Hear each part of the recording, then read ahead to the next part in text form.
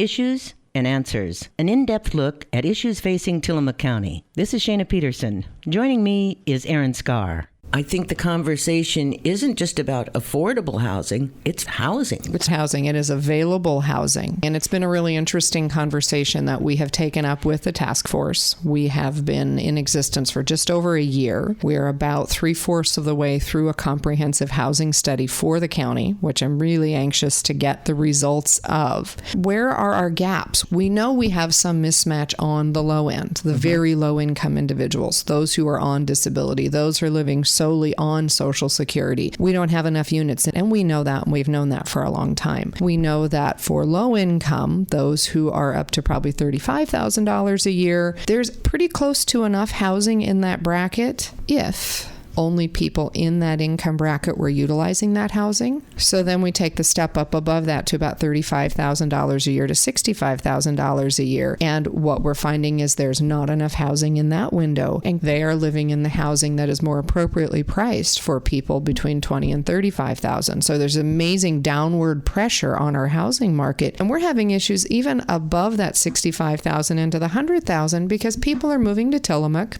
and they're not ready to buy a home. You're not going to find much to rent. There are lots of homes for sale. If you are at that $250,000 and above, you have a pretty good opportunity out there to shop and find a home that meets your needs. However, if you're in that $150,000 to $250,000 window, there's a much more limited stock of housing on that lower end.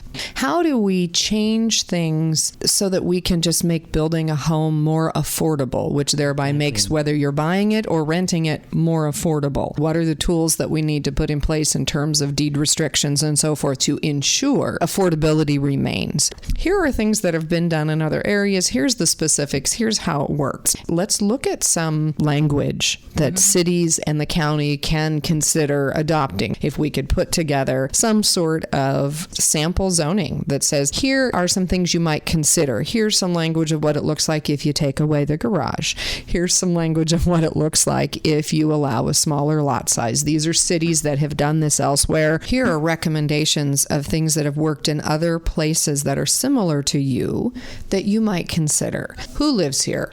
What do people earn? What kind of housing do we have? What is the cost of that housing? Where are the gaps in each of those different categories? So we can begin to say, okay, let's hone in on the most critical piece of this problem first. And then let's look at the suggestions they give us to say, these are the key issues. Here are suggestions of how it's been solved in other areas. And so it will come down to some degree to what is the county's will to change things, to make sure that we have a robust economy for everyone. Change some planning and zoning pieces to encourage housing for the full gamut of the residents of Tillamook County.